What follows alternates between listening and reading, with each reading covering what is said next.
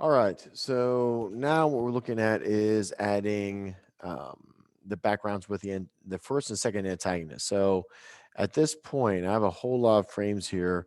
I have my layer that's my background. I have another layer on top of here that's my moving part with my hill that goes on top. That's this guy up top here, the front background, I call that, and I'll need that for grass also as it goes across. So these are layers I can bring in my character in between and do stuff. So I have that coming up, showing the view. At this point now, I'm back on background of inserting. It goes to, let's take the eye off. It goes to Jiki looking down and seeing the deer go across. Okay, so I'm trying to take in what I took from other backgrounds I have and piece them together. So there's Jiki looking down, the deer going across.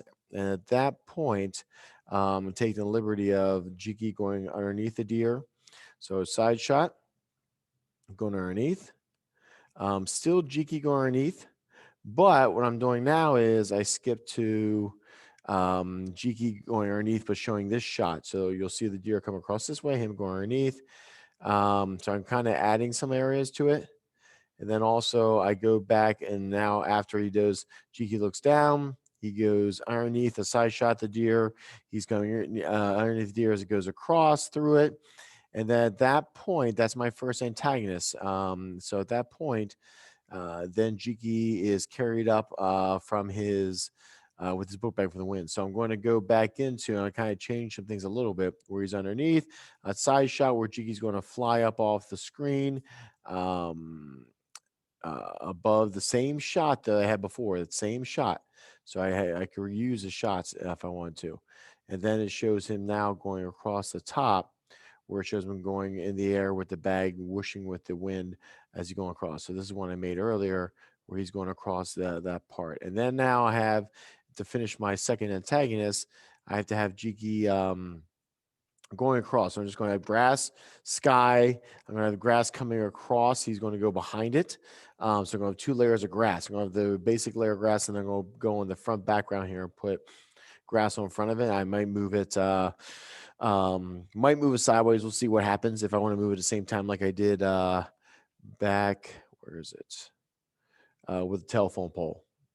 So with telephone pole, where I had this kind of going across and moving fast in front. The bus will be behind it. I might do the same thing. Where is it? And that's the ground. But I might do the same thing here with the grass coming in front of Jiki as Jiki's flying through the bag, holding the bag as it's going across. That's to say antagonist, which is the wind. Papers go everywhere in place. I keep that same shot of the grass. So I don't do a whole lot here other than maybe the grass moving. But other than that, it's really not a big deal. Um, then Jiki looking mad, still in second antagonist, and then the paper. So this kind of goes into the third antagonist as far as the papers going every which way, and then he sees the bus is collected. So almost done with my second antagonist, but you're still using the same background. If any of you are putting things in front, you have to let me know so I'll show you how to do that as far as um, showing different parts moving in front of it for different backgrounds that you'll take from Photoshop into it. But that's where you are. So this week we want to get the first and second antagonist done.